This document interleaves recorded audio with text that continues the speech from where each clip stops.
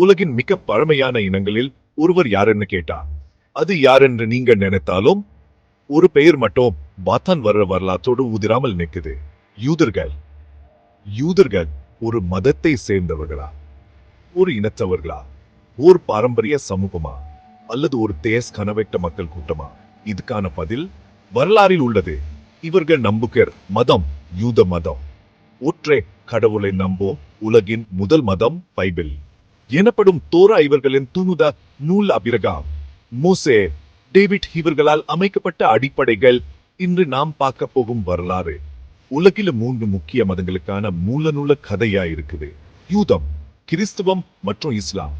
இந்த கதையின் நடுவில் இருக்கும் ஒரே ஒருவர் தான் அபிரகாம். அவருடைய பயணமே யூதர்களின் வரலாற்றுக்கு அடிப்படை. அபிரகாம் பழங்கால மெசொப்பொத்தேமியா நாட்டில பிறந்தவர். அவர் ஒரு இறை பக்தர்.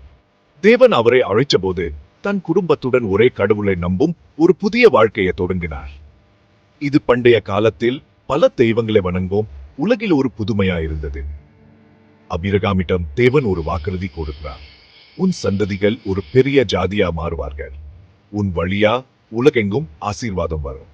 ஆனா அபிரகாமுக்கு வயது அதிகமா இருந்தது. அவர் மனைவி சாரா பெரும்பாலும் குழந்தை இயற்றவையா இருந்தார். இருப்பினும் தேவன் அருளா 60 ஆண்டுகள் இவர்களுக்கு ஒரு மகனன் பிறக்கிறார், ஹிசா. யூதரும் கிறிஸ்தவர்களும் ஹிசா தான் உண்மையான வாரிசு என நம்புகிறார்கள். ஹிசாக்கின் மகன் யாக்கோபின் பெயர் இஸ்ரவேல என்று மாற்றப்பட்டு அவருக்கு தூண்டா பிள்ளைகள். இவை தான் இஸ்ரவேல இனத்தினரின் பன்னாட்டு பழங்குடிகள். யாக்கோபின் இளைய மகன் யோசேப் சகோதரர்களா பொறாமையால் வெற்றுவிடப்பட்டார். அவர் எகிப்துக்கு அடிமையாக போனார். ஆனா இறைவனின் ஆசீர்வாதத்தா யோசேப் எகிப்தில் உயர்ந்த பதவிக்கு வந்தார், ராஜாவின் பிரதான அமைச்சராக. அந்த சமயத்தில் கானானில் கடும் வறட்சி ஏற்பட்டு உணவில்லாத நிலையில் யாக்கோபும் அவரது குடும்பமும் உணவுக்காக எகிப்துக்கு வந்தார்கள். யோசேப் அவர்களை மன்னிச்சு அவர்களுக்கு எகிப்தில் ஓஷன் என்னும் பகுதியில் வசிக்க இடமளித்தார். அந்த நேரத்திலே யூதர்கள் எகிப்திலே மற்றவைகளை விட உயர்ந்த நிலை பெற்றிருந்தனர். நிறைய ஆண்டுகள் கழிச்சு யோசேப்பை அறியாத புதிய ஒரு எகிப்திய அரசன் ஆட்சிக்கு வந்தார். அவர் யூதர்களின் எண்ணிக்கை அதிகரிப்பதை பார்த்து பயந்தார். இவர்கள் நாளை எதிரிகளை சேர்ந்தா நம்மை வெற்றி கொள்ளலாம் என பதட்டத்துடன் அரசன் யூதர்களை அடிமைகளா மாற்றுவதை தீர்மானித்தார். யூதர்கள் கட்டங்கள், நகரங்கள், கட்டிடங்கள், ஆல் மேனுவல் லேபர் இன் மிக கடுமையான சூழ்நிலையில கட்டாயமா பணியாற்ற வைக்கப்பட்டனர். அவர்கள் கட்டிய முக்கிய நகரங்கள் பிதோம் மற்றும் ராமெசே. கல்லை தூக்கி செங்கல் சுற்றி பாம்புகள் நிறைந்த பாலைவனங்களில் பணி செய்தனர். யூதர்கள் குறைய வேண்டும் என்பதற்காக எகிப்திய அரசன் புதிய உத்தரவு ஒன்று வெளியிட்டார். யூத மக்களுக்கு பிறக்கும் ஆண் குழந்தைகள் அனைத்தையும் கொல்ல வேண்டும் என கொடூர உத்தரவு. அந்த நேரத்தில் தான் ஒரு சிறுவன் பிறக்கிறார், மோசே. மோசே நதியில் பெட்டகத்தில் வைக்கப்பட்டு ராஜகுமாரியின் கண்ணில் பட்டார். அவரால் வளர்க்கப்பட்ட மோசே பின்னர் யூத இனத்தினருக்காக போராடக்கூடிய ஒரு தலைவராக உருவானார். அதுதான் எதிர்காலத்தில் நடைபெறவிருக்கும் எக்ஸோடஸ் விடுதலை யாத்திரையின் தொடக்கம். மோசே எகிப்தியர்களின் கொடுமையை உணர்ந்து தேவனின் அழைப்பால் யூதர்களை விடுவிக்க ஒத்துழைக்கிறார். அவர் பரோவிடம் சென்று எங்கள் மக்களை விடுதலை செய்யுங்கள் என்கிறார். ஆனா பரோ மறுக்கிறார். பரோ ஒத்துக்கொள்ளாததால் தேவன் எகிப்தில 10 தண்டனைகளை அனுப்புகிறார். இந்த கடைசி தண்டனை தான் பரோ இழத்துவிட்டார். யூதர்களை விட்டுவிட அனுமதி கொடுத்தார். தொடர்ந்து மோசே ஆயிரக்கணக்கான யூதருடன் எகிப்தை விட்டு புறப்படுகிறார். இதை தான் எக்ஸோடஸ், வெளியேற்றம் என்கின்றனர். ஆனா சில மணி நேரங்களில் பரோ மனம் மாறிக்கிறார். தனது ரதத்தையுடன் யூதர்களை பிடிக்க வைக்கிறார். அந்த வேளையே யூதர்கள் கடற்கரையில சிக்கிறார்கள். முந்தி கடல், பின்னால் ராணுவம். அப்போது மோசே தேவனிடம் பிரார்த்திக்கிறார். அவர் தன் குச்சியை உயர்த்துகிறார். ரெட் சி, சிவப்பு கடல் இரண்டா பிளக்குது. யூதர்கள் அந்த பாதையில நடந்து கடலை கடக்கிறாங்க. பின்னர் எகிப்திய ராணுவம் வரும்போது கடல் மூடிக்கிறது. இதுதான் மிராக்கிள் ஆப் எக்ஸோடஸ், ஒரு தெய்வீக அதிசயம். யூதர்கள் சுதந்திரமாகிவிட்டனர். ஆனா வழி தெரியவில்லை. அவர்கள் ஆண்டுகள் வனாந்தரத்தில் தங்கி தேவனை நம்பிக்கையுடன் வழிபட்டார்கள். இந்த இடத்தில்தான் தஸ் கட்டளை 10 மோசேக்கு தரப்படுகிறது. புதிய சமூக ஒழுங்குகள் உருவாகின்றன. ஒரு நல்ல நாட்டுக்கான கனவு உருவாகிறது. கானா நாடு பற்றி வருட வனாந்தர பயணத்துக்கு பின் மோசே இறக்கிறார். அவருக்கு பின் யோசுவா வழிகாட்டியா வருகிறார். இவரது தலைமையிலேயே யூதர்கள் யோர்தான் நதியே கடந்து கானான் நிலத்திலே நுழைக்கின்றனர். இந்த நிலம் அவர்கள் பண்டைய முன்னோர் அபிரகாமுக்கு கடவுள் கொடுத்த வாக்குறுதி நிலம். முக்கிய போர் எரிகோ நகரம், ஜெரிகோ. யூதர்கள் நகர் சுற்றி 7 நாட்கள் சூழண்ட பின் சுவர்கள் இடிக்கின்றன. யோசுவா இருந்த பின் யூதர்களுக்கு பிரத்யேகமான சென்ட்ரலைஸ்ட் அரசியல் இல்லாது போனது. சுமேலா பழங்குடிகளும் தனித்தனியா வாழ்ந்தனர். இப்போது அவர்கள் தலைமையில் நீதிபதிகள் இருந்தனர். இந்த நீதிபதிகள் அரசர்கள் அல்ல, அவர்கள் தேவனா அனுப்பட்ட போர்வீர்கள், தீர்ப்புகள் வழங்குபவர்கள். அடிக்கடி யூதர்கள் கடவுளை மறந்து பிறர் மதங்களை பின்பற்றி தண்டிக்கப்படுவர். பிறகு குய்பட்டு திரும்புவார்கள். பிரபல நீதிபதிகள் தேபோரா, முதல் பெண் நீதிபதி கிடியோன், நம்பிக்கையின் மனிதர் சாம்சன், அருள் வாய்ந்த போர் வீரர். மத்திய அரசாணை இல்லாததா புறவாழ் இனங்களிடம் யூதர்கள் அடிக்கடி தொலைந்தனர். நமக்கும் ஒரு அரச வேண்டும் என கடவுளிடம் கேட்டனர்.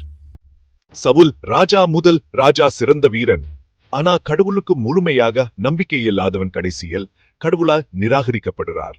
தாவீது 2வது ராஜா கோலியாத் எனும் ராட்சசனை வீழ்த்திய சிறுவன் எருசலேம் நகரத்தை தலைநகரா மாத்துகிறார். சாலமோன் 3வது ராஜா தாவீதின் மகன், அறிவு, பணம், அமைதி என் மூன்றிலும் சிறந்தவன். முதல் திருவாலயம் எருசலேமில் கட்டப்பட்டது.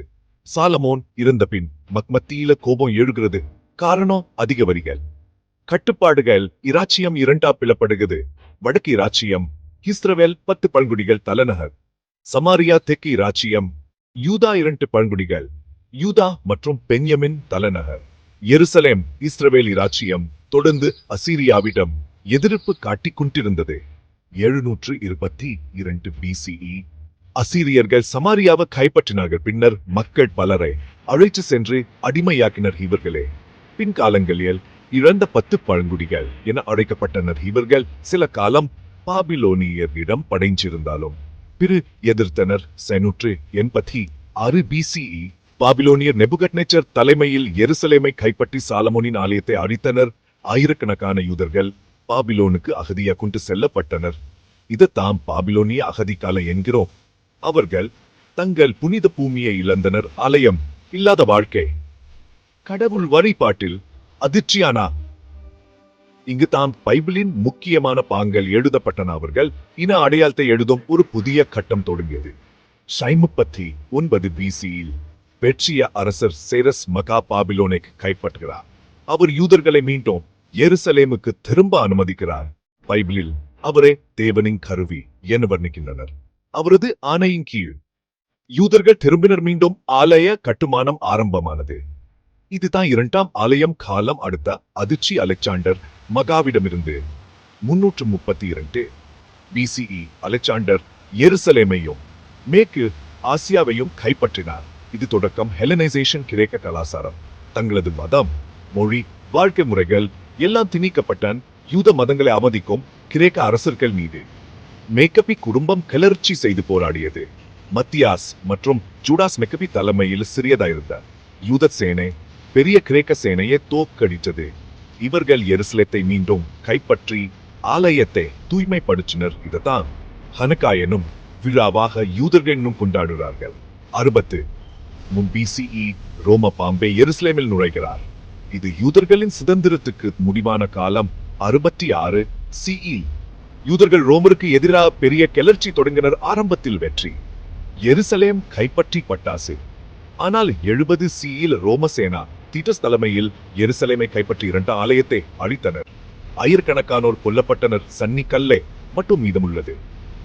132 முதல் 135 CE கடைசி பெரிய கிளர்ச்சி பார் கோக்பா எனும் வீர் தலைமையில் யூதர்கள் மீண்டும் எதிர்ப்பு ஆரம்ப வெற்றி இருந்தாலும் 135 CEயில் ரோமர் சிரிச்சு முடிச்சனர். யூதர்களுக்கு எருசலேம் நுழைவுக்கு தடை விதிக்கப்பட்டது.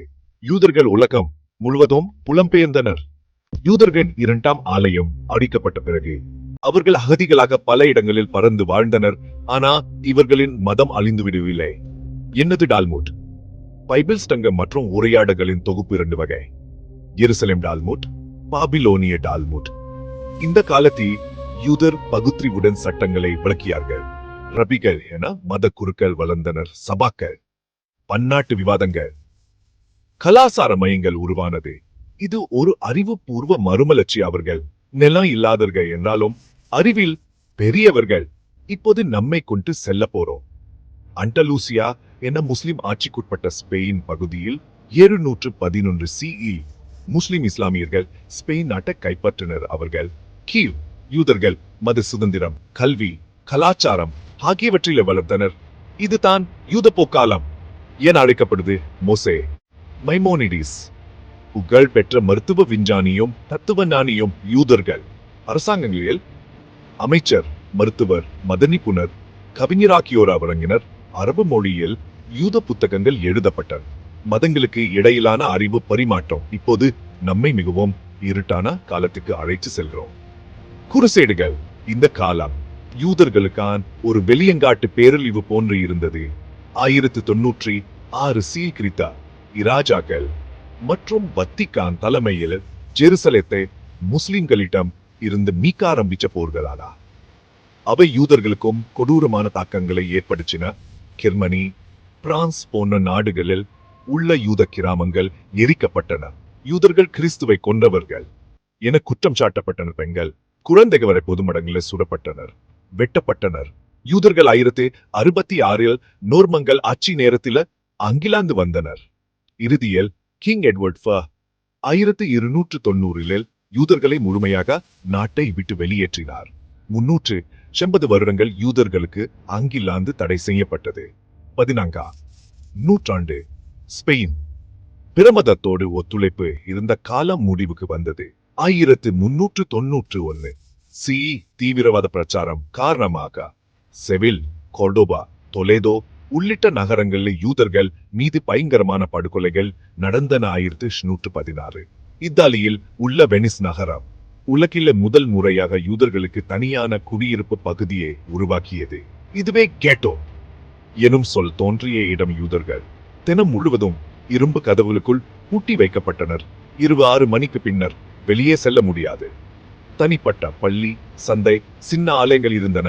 இது பின்னர் சீரோப்பா முழுவதும் ஜாதி அடிப்படையிலான ஒதுக்கீட்டின் மாதிரியாக மாறியது. தடைகள், அகதிகள், தாக்குதல்கள் இவற்றை தாண்டி யூதர்கள் ஒரு புதிய வீடு கண்டுபிடித்தார்கள். போலந்து அண்ட் லித்துவேனியா 1700 முதல் 1600 காலத்தில் சரோப்பாவின் அரைப்பங்குக்கும் மேலே யூதர்கள் இங்கு வசித்தனர். 1648 இன்றைய யுக்ரைனில் போலந்து லிதுவேனியா அரசை எதிர்த்து ஸ்மியல்னிட்ஸ்கி எனும் கொசாக் தலைவர் கிளர்ச்சி செய்தார். அந்த போரில் யூதர்கள் அரசை ஆதரித்தவர்கள் என குற்றம் சாட்டப்பட்டனர். அவர்கள் மீது பயங்கரமான படுகொலைகள் நடத்தப்பட்டது. 100,000க்கு மேல் யூதர்கள் கொல்லப்பட்டனர். ஸ்மியல்னிட்ஸ்கி படுகொலைக்கு பிறகு மனவலியை தீர்க்க யூதர்களில் உள்ளெழுச்சி ஆரம்பமானது. இதுதான் ஹசிடிசம். 1700களில் பால் ஷெம்தோவ் என்ற ஆன்மீக தலைவர் ஆரம்பித்தார். ஆன்மீகம் இஸ் மகிழ்ச்சி வரி கடவுள் அறிதல். இதுவே கோட்பாடு. ஹாஸ்காலா மேற்கத்திய யூரோப்பில் விளக்க யுகம் தாக்கம் ஏற்படுத்தியது.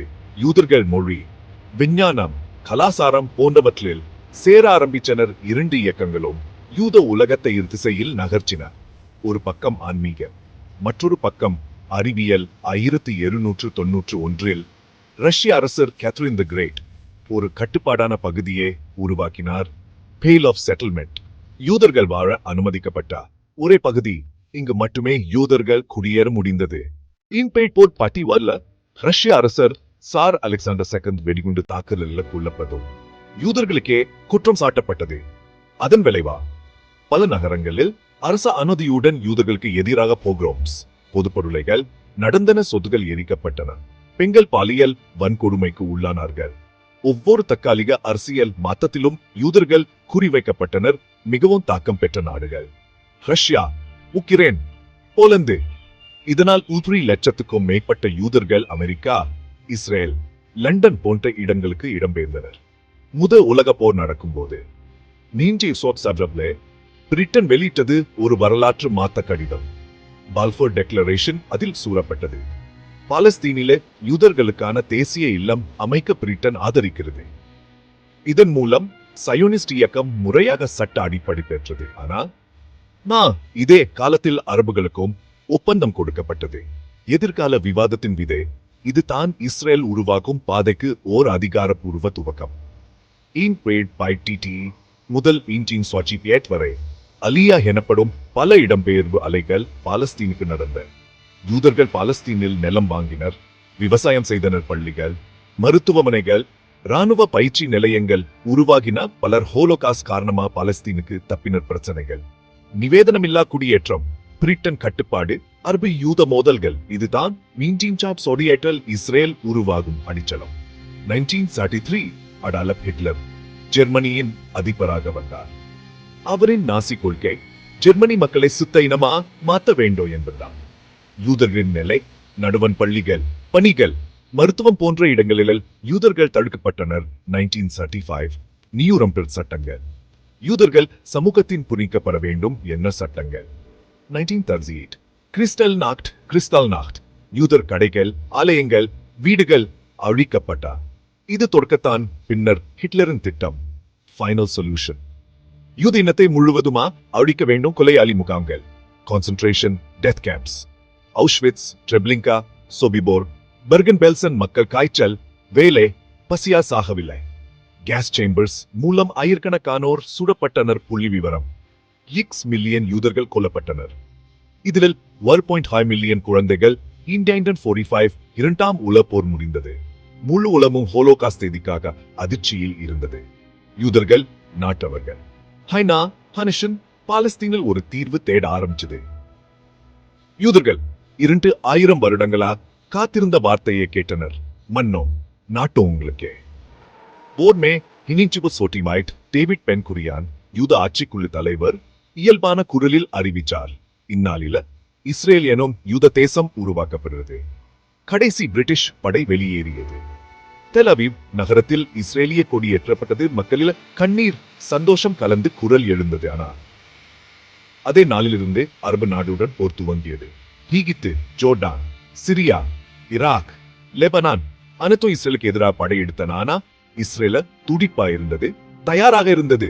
போர் இருந்தாலும் ஒரு ஜனநாயகமும் ஒரு நாட்டும் ஊற்றாக உருவானது. இந்த வீடியோ உங்களுக்கு பசுமையாக இருந்தா லைக் பண்ணுங்க, சப்ஸ்கிரைப் பண்ணுங்க, பகிருங்க.